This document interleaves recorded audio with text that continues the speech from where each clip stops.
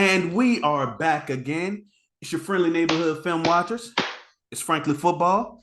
I am your humble host, Brandon, and I got my man, 100 Grand, set it off, Chris, with me. And What's up, man? That's about all the excitement that you're gonna get from me today, Chris. I want to commend you before we start because I think you had the ability to do what most Cowboy fans weren't able to do. We're content creators. We're on a small level, definitely moving towards a medium-sized level. Thanks to all the love and support we get from the YouTube community. Shouts But I out to think y'all. what you did, yeah, most definitely, man. Knicks, Space Cowboy, All Big love. Game James, All love. DMV, man, everybody, man, that has shown us love over our time out here.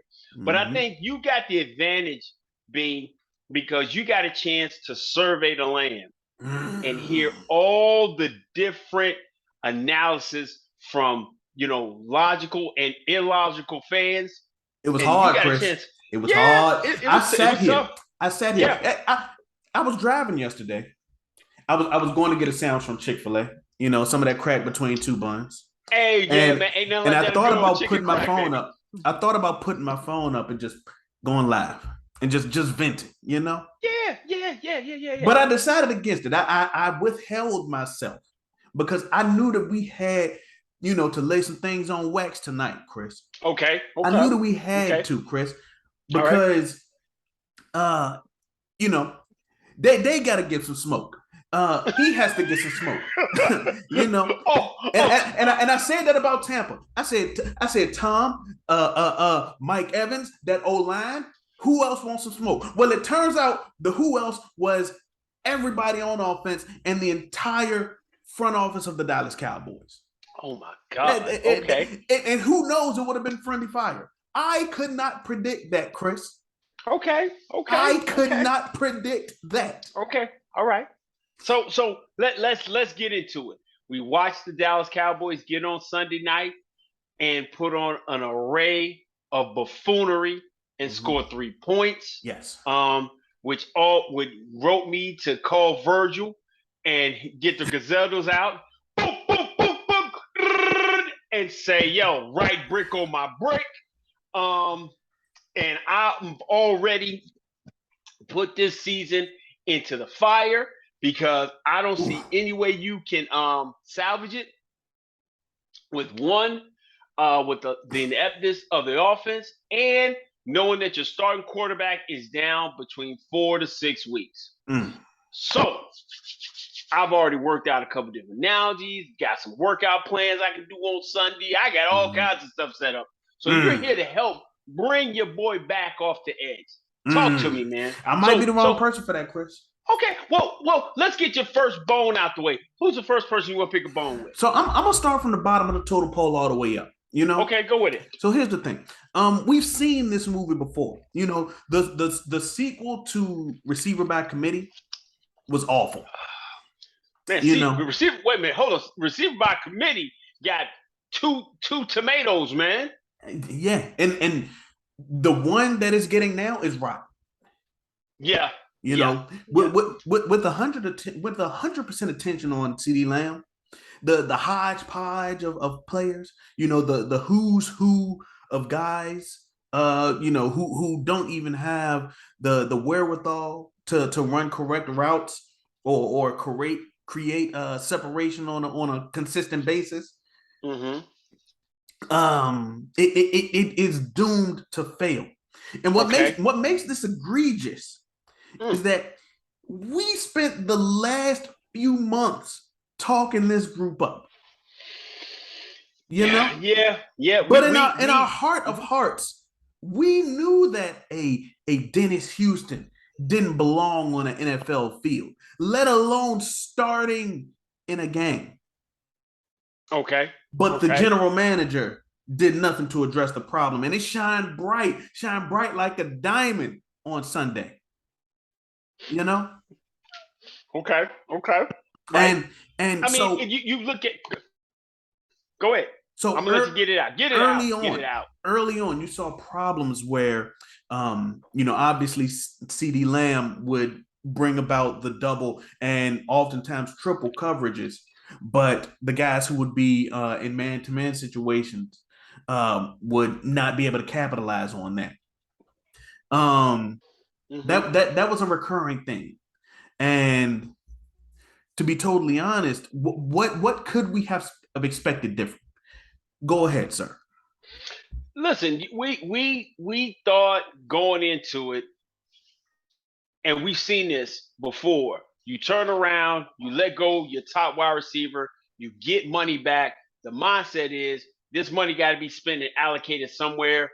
They didn't do it. They did the same thing when they let Des Bryant walk out the building.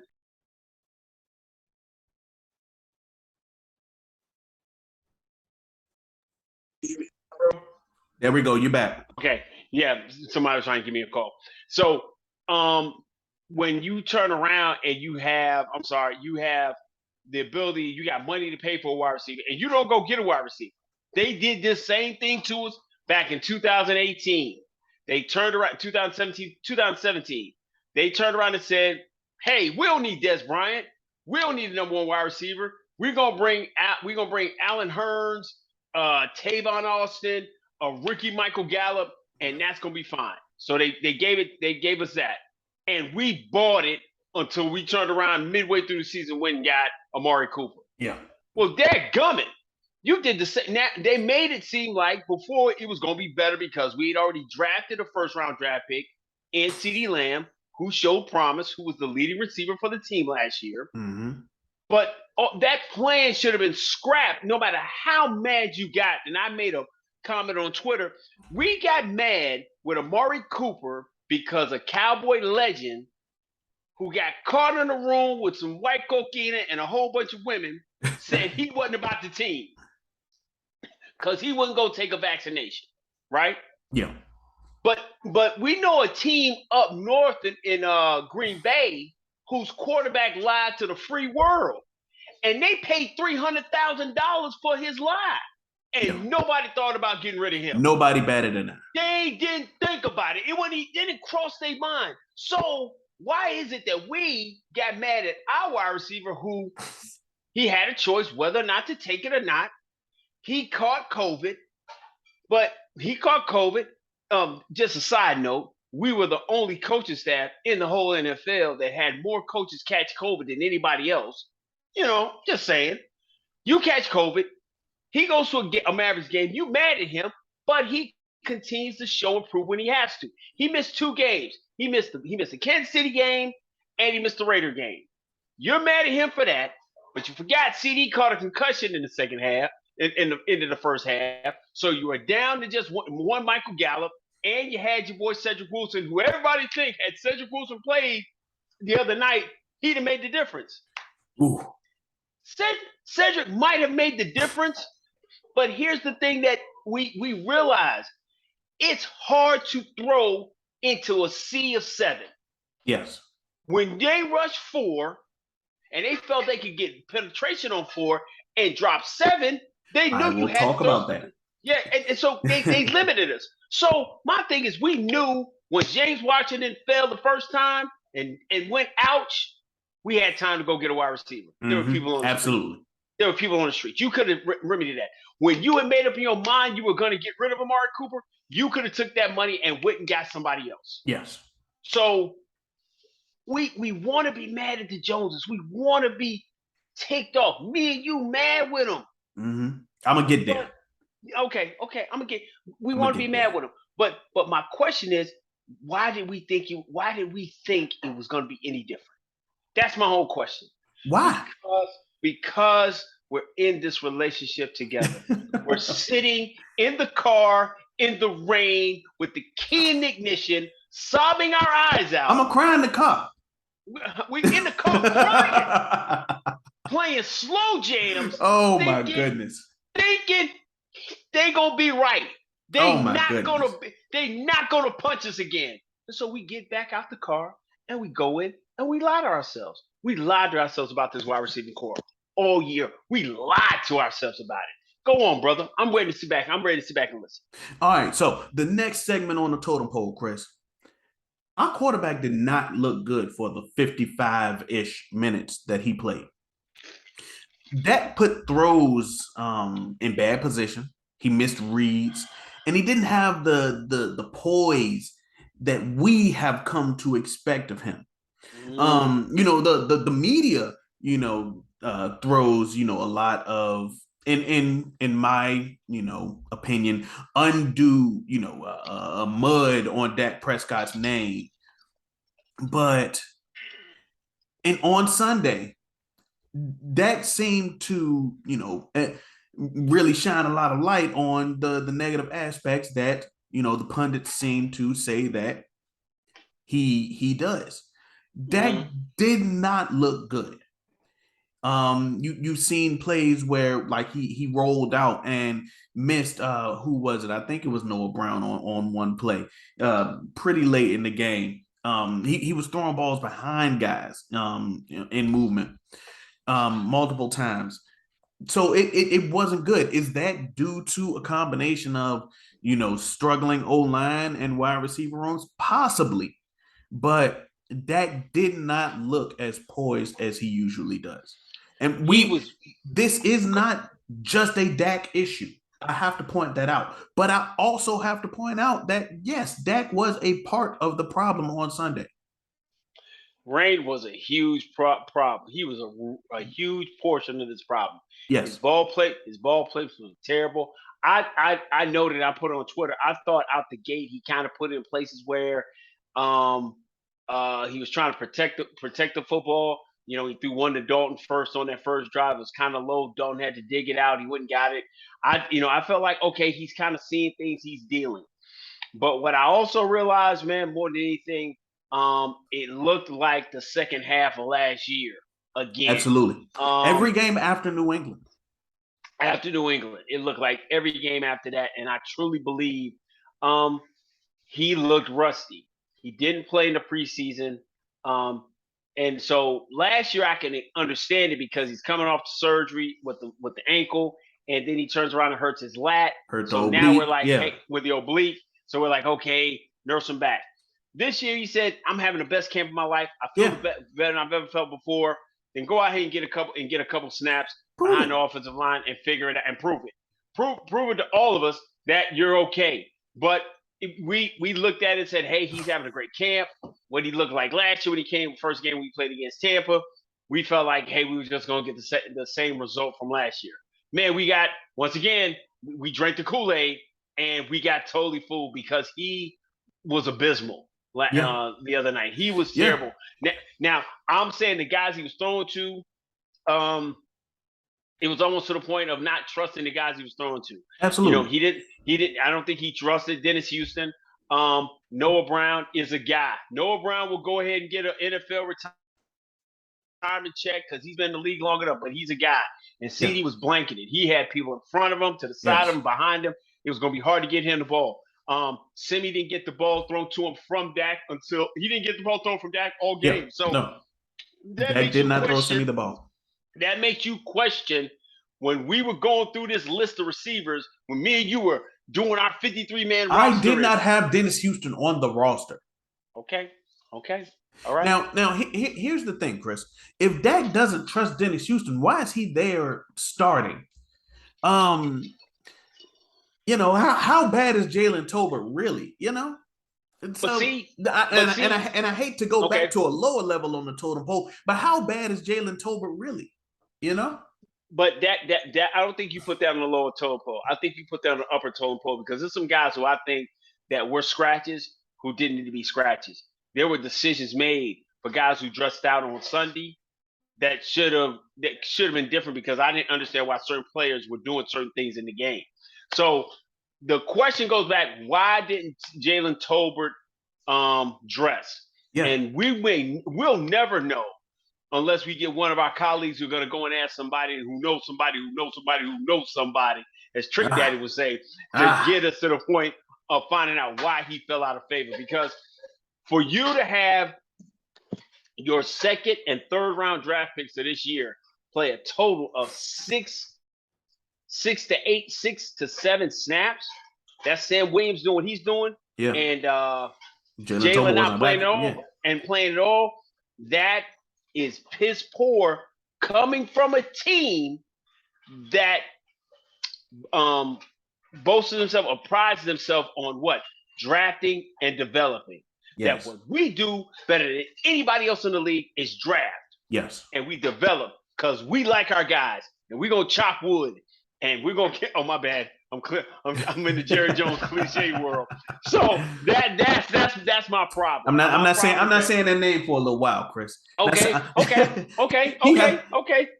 Okay, all so right. You ain't gotta say okay. So that's my problem. My problem is that he didn't. We may never know why Jalen Tolbert didn't play. We that's gonna be one of the burning questions. You're gonna have to find out why he didn't get any burns absolutely. on Sunday. What's the next tier of your ire, my friend? So my totem pole of rage, of anger, of ire, as you said, Kellen Moore. I think Kellen Moore is stale bread, Chris. I think that the league has caught up to his scheme. Mm, If he does in fact have one, a long time mm, ago. Maybe as far as the middle of last year. Ago. And it's one thing when you have the personnel to not even care about that fact because you're so good that there's nothing that the opposition can do about it. mm, But that's an anomaly, you know? mm, You in the real world, you need to be able to adjust to the situation. You need to be able to put your best players in position to succeed because otherwise you end up with situations where you have a situation where Tampa Bay knows exactly what you're going to do on offense and they make you look foolish and you do mm. nothing to adjust. Okay. That's an indictment on Kellen Moore. Okay. Okay. And So. now that he is in a struggling offense, it shines Mm-hmm. bright on him because Kellen Moore in past years, Kellen Moore has had at least two high-powered offenses, and oftentimes, other teams look at coaches, coordinators who have high-powered offenses, and they groom those guys into head coaches. Mm-hmm. If Kellen Moore can't do it with the bottom of it, ooh, that is bad on his part. Okay. Okay. So let's peel this back like an onion. Yeah. Kellen Moore has had a top five offense. Um, he had top five offense last year. Mm-hmm. He had a top tier offense in 2019, Mm-hmm. right? The year before Dak got injured. Yeah. And the year before Dak got injured, he had a top. He was a and he had it in 2018, right? 2018, 2019, 2020. Rain was hurt. Half of 2018 because of Amari Cooper. Yeah, right, Yeah. right, right, right. Half of it. Okay, okay. So here's the one thing I want to ask you. Yeah. Um, and you just what does what does the Cowboys offense do well? Uh have good talent. No, they gain yards. Have Yeah, good they gain. talent. Yeah, yeah, they gain The yards good well. talent Yeah, allows them to gain yards. The yeah, scheme doesn't. and no, You're and asking what the offense does well. The offense doesn't do mm-hmm, that. The players gain the yards. The players' talent allows them to gain the yards. right, The scheme doesn't do any. Does the right, scheme really have and any involvement in that? and it doesn't. You don't know what they're good at. So going back to what I was saying. So now you're saying, okay, the talent gives great yards, but let's look at the team when we wanted them to play well against other teams of the higher tier teams. He has yet to beat one of those higher tier teams, and we have stood on the fence. We've gone against, oh man, this, that, and the third, yada yada. The defense wasn't this, that, and the third. Listen, last year you had a top 10 defense, and the five times that you played against teams that had above average defenses, you failed. You Yeah. failed mightily. You failed. We made excuses against Tampa. Yeah, the field goal kicker, we got to make the kick and the extra point. Okay, I give you that one. We made excuses against Denver. Denver beat us up. We turned around. We played Kansas City. Kansas City punched us in the throat. We played the Raiders. The Raiders lost They had Darren Waller was out of the game, so they had one of their main guys out the game. We didn't play them with their main guy, and they still hung 30 some odd points on this defense, and the offense couldn't figure out a way to just put them out of their misery, dude. And more importantly, man, when you played Arizona, that had a formidable defense, at least until we thought last week, until they got put 40 hung on them on national TV by Patrick Mahomes, dude, we didn't have any answers. This is a failed experiment. Kellen Moore is a good play designer. He's an absolute atrocious play caller. Absolutely. That's it. He is abominable in every situation, and there's no reason for that. There's no other excuse for that. The problem goes back to, the indictment on that is just not on Kellen Moore, but on the head coach. For the head coach today came out on Twitter. Okay. I'm jumping the gun. I don't mean to take none of your smoke, but Kellen Moore has failed as an offensive coordinator. So now, going back to what you said, you're expecting Cooper Rush to go out there with one wide receiver when last year Cooper Rush had Amari Cooper, Cedric Wilson, and CeeDee Lamb. Okay? And he barely got out of Minnesota with a win. He was trying to get that game away. And if it wasn't for the defense, he probably gave that game away. So do I expect him to go out there with just CeeDee Lamb and be able to get the results of getting me 2 to 3 wins? Man, come on, get your ass out of here, man. I don't expect that. It is ridiculous. It is absolutely ridiculous. Right. So go ahead. So, and I'm glad that you touched on it, but I'm glad that you didn't dive right in. The next guy who has to get some smoke from me is Mike McCarthy. What does Mike McCarthy actually do? You know, he doesn't call plays, which at this point, prior to when I was writing all of these paragraphs of notes, I would have suggested that he heavily consider taking those play calling duties from Kellen Moore. I'll get back to that. Let me finish. He isn't in charge of, apparently isn't in charge of challenges and clock management, because you see time and time again situations where you would expect to see that red towel go out. You would expect to see, that T happen, but it doesn't. He still hasn't coached a high level of discipline into the entire team. Dan Quinn, wonderful job on the defense. Not a single penalty on that defense. Wonderful job by Dan Quinn. And he doesn't seem to have, not even seem, he does not have final say on any personnel decisions, which immediately blew up in his face on Sunday. Now, back to my first point. Mike McCarthy doesn't want to, based on the report, he can't take over the offense because he doesn't know the plays or the verbiage or the lingo. What does he do? Okay.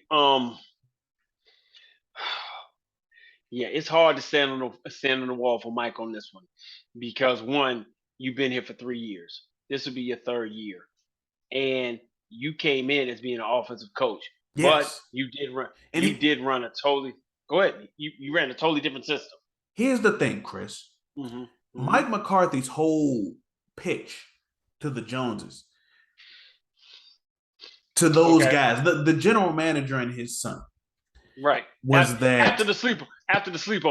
Yeah, after the sleepover, after they got some pizza, after they called Papa John's, got a little pizza, had some Johnny Walker Blue. Yeah, it back. All that stuff. His entire pitch was that he took a year off. He really observed the league, had his binoculars on, embraced analytics. That would withhold to us. That would behold to us, the common folk, that he would be he would have enhanced his offensive play calling ability, because Mike McCarthy, prior to coming to Dallas, was an offensive minded coach. Correct me if I'm wrong. Now we have seen that he has uh, relinquished all play calling responsibilities for multiple years, mind you, to Kellen Moore. And now he does not have the know how to take those abilities back. What? Okay. Yeah. I mean, when you lay it out like that, like I said, but see, give it to Mike. Mike said in his open press conference, "Hey, listen, I ain't looking at everybody. You know, I was just trying to get this job.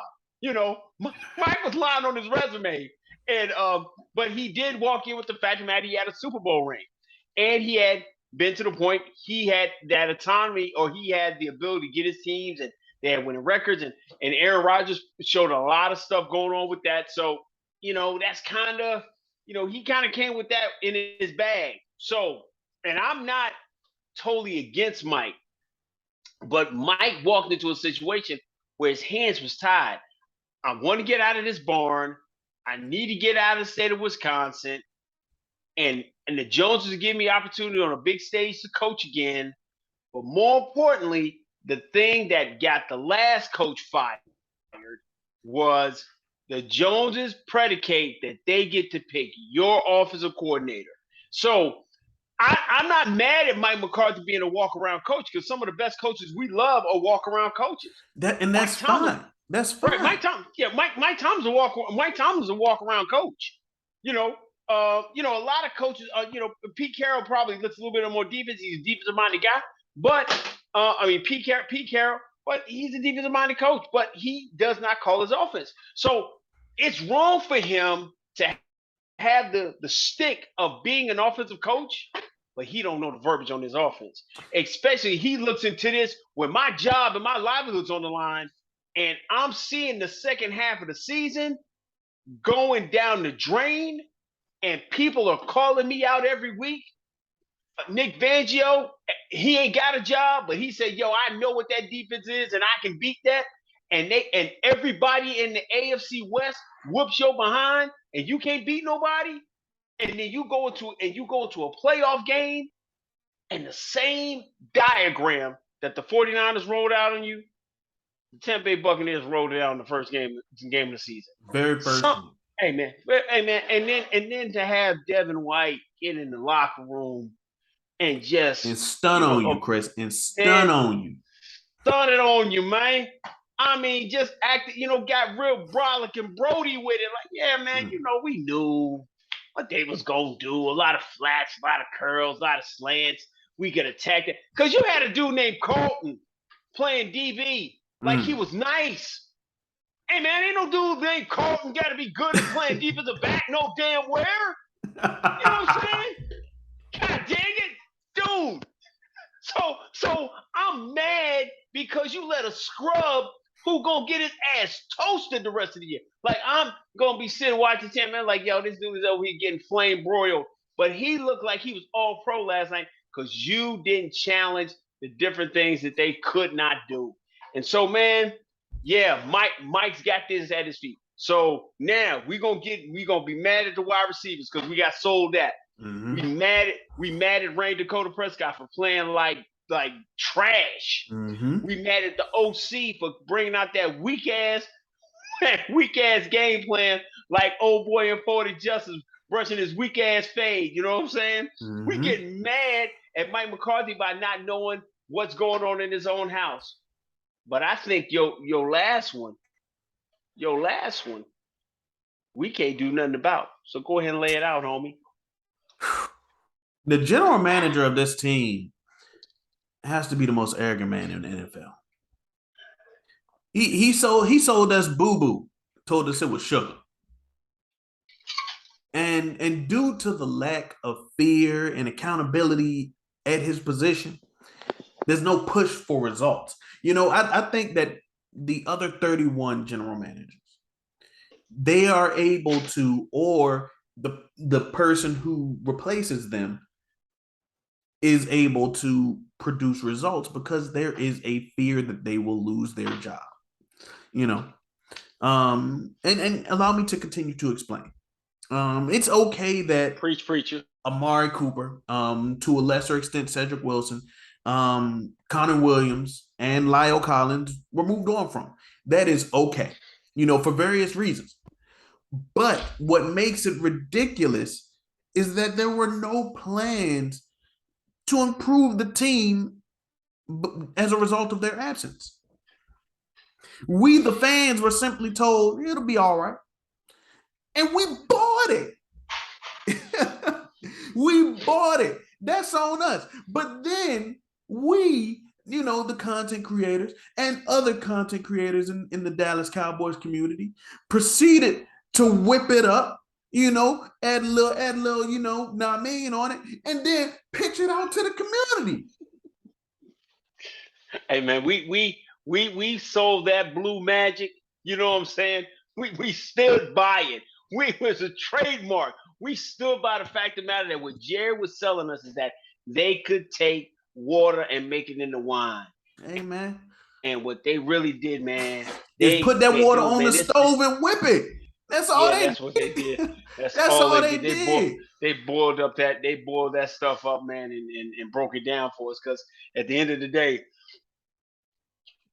from the guys that departed, the 5 guys that departed from this football team that we were concerned about.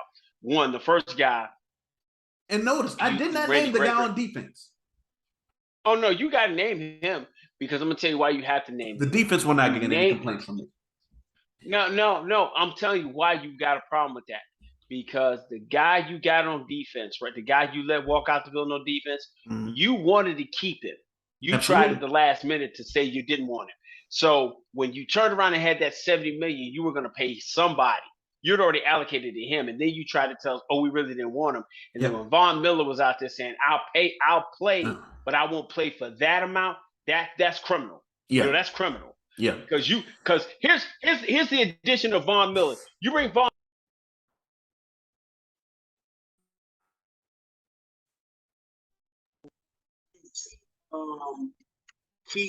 You're able to keep Michael Parsons being the chess piece. You relegated him last night.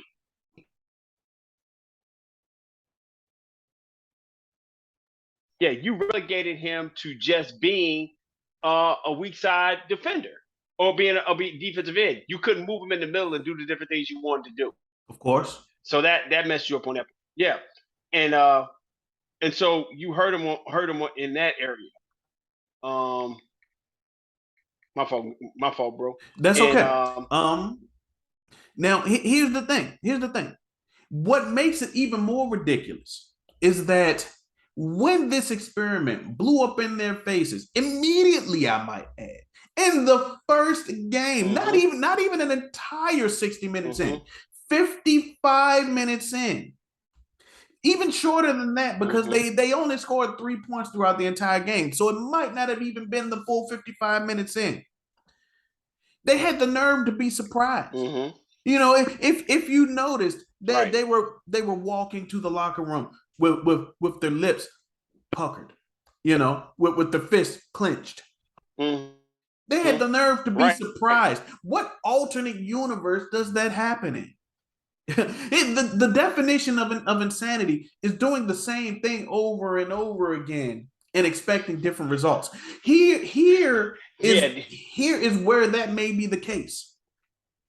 The anomaly in the coaching in the NFL front office world is that there is only one owner general manager. And for a quarter century now, that person has been trying to do business a certain way and has not yielded success. So if you want to break this down into like I guess the scientific method, right? That would be an adequate sample size to say develop a hypothesis and say Having an owner, general manager does not equate to Super Bowl wins. That could be a hypothesis. I mean, what he'll kick back and push back to you, say, "Hey, I did it once and it worked," but Mm-hmm. that was 26 years ago. The Mm-hmm. problem is also you didn't have a you were working against where you didn't have a salary cap the Yes, last time you were able to do it. that's right. For him to be, but now to the point that he's the owner, general manager, final say so has to go through him, and you kind of layer it in so many different kind of ways to mix up the peanut butter and say, hey, this is a souffle. But the way he's got it set up right now, where he's the only owner, general manager that has a radio hit every week, um, and you've got all these different layers now. You got him talking, you got Steven talking, and you demasculate your head coach because you can't keep anything underwater. How long somebody's going to be out? So because we thought it was going to be 6 to 8 weeks, it's really a 4 week. We're going to rush him back. So right now you're sitting there looking at it. Your problem is going to be the same problem because he'll say, "Hey, as the general manager, I would fire me if I was the general manager." The problem is I'm the owner and I Yeah, ain't firing me. yeah. So the only hope, and you thought you had some hope this offseason when the baby mama came out or the daughter came out Ah, about the alleged baby that was in the streets. You know, he had a little baby mama drum, but he had enough bread to hide it. You cut kind of that thought right you was gonna get down. him in the background. Yeah, you thought you was gonna get to sit his ass down, but you didn't. So the only way you're gonna have a chance, and I'm just sold out on this, and I'm probably gonna my name on Twitter set off Chris, but I think I'm about to change my name, man, to hire Charlotte because the only way you're gonna get this thing together, man, the only way this is gonna happen and help you get where you want to get to is you have to get somebody who loves the community and loves the team enough to step back and to put football people in place. And so I remember a while back there was an argument: is Jerry Jones and Stephen Jones football people? Well, they've been doing it for 20 some odd years. They got to be football people because that's all they do. And I stood on that wall for a little while, like, yeah, I mean that's what they've been doing for the last 20 years. Listen, they can acquire talent, but they ain't football people, man. They're entertainers. You know, they are Ringling Brothers and Barnum Bailey of football. Have they been able to help promote and bring revenue to the NFL? Without question. That's why he's got that gold jacket. He got those 3 Super Bowls because he got out of the way of a dude who was a football guy. Um, and he made those decisions. But he was so hell bent on being the getting part of that love and that shine. He was on his DJ Khaled, you know what I'm saying? You could get more love, more praise, more whatever. And now we're sitting here 26, 27. He's put his son in position, and now his son is just cheap. So he don't want Mm. to pay nobody. You know, he loves what? Young, young, talented, and inexpensive, or dirt cheap if you've been in the league a little while. So he don't want to pay nobody. So ain't nobody coming here to play. And they're still living on the brand of that star of what we know to be great. So the only hope for this football team, for me, and you don't want to waste anybody else's career. Um, you got to get somebody has the last name Jones but doesn't want to have anything to do with football Yeah, outside of the Salvation Army, putting up beautiful paintings and make sure that building looks great. And the only person that cares about that is Charlotte Jones. And I absolutely. am now officially campaigning for Charlotte Jones becomes general manager, the general manager of the Dallas, or not general manager, just the operating person of the Dallas Cowboys. So you can go get a general manager, and she'll go hire a coach, and she'll go make them do their goddamn job and help us to be respectable winning franchise again. Because let's run down the list of players right now that you and I both know and love who are going to have played and ended their career as a Dallas Cowboy without getting to the NFC Championship. One DeMarcus Ware, Mm-hmm. one Tyron Smith, Mm-hmm. one Tony Romo, one Terrell Owens, Terrence Newman, um, uh, Travis Frederick, Zach Martin. Not Dude, unknown on Zach dude, yet. We don't know yet. dude, we ain't getting. Listen, that's Zach not going to happen. Zach is still a Zach is current not getting. player. Zach is Okay, still a okay. current player. So Tyron's a current player. He just they gonna try to rush him back. Dude, we got too many players, too many talented guys, too many guys that we've said, hey, with these guys on our team, the Des Bryants, all these guys on our team, we should go further than we've gone, and they haven't sniffed the NFC Championship. The only thing that's consistent is the ineptitude of Jerry and Stephen Jones. We got Will McClay getting sheltered inside of this thing, but he can't even pull the trigger on the decisions. He can bring it to him. Don't think for one instance, I don't think Will McClay sits in his office and says, well, I couldn't use a Jarvis Landry as a wide receiver or an adequate second guy, a true second guy. Or, hey, Jerry, we shouldn't get rid of the guy who we don't like because the guy we plan on giving a cheap deal to just blew his ACL out. Let's keep him because he's still under contract. To come out this week and to say, oh, well, you're paying him $20 million when the damn Browns went and restructured this deal and paid him $15. Now, I'm tired of us candy coating it for them where we would talk pure, unadulterated trash about everybody else. Absolutely. We talk trash about the Eagles. We talk Mike Brown of the Cincinnati Eagles turn around and say, hey, man, I got my ass out the way. And I let football people handle it. And dude, he got to the Super Bowl with a subpar offensive line. I'm just saying, bro, we gonna sit up here, me and you, we gonna kick it because we boys. Yeah. And we love this star behind us. You love Rain Dakota Prescott. You gonna buy some Dallas Cowboy gear. You gonna get a hoodie. You got the hot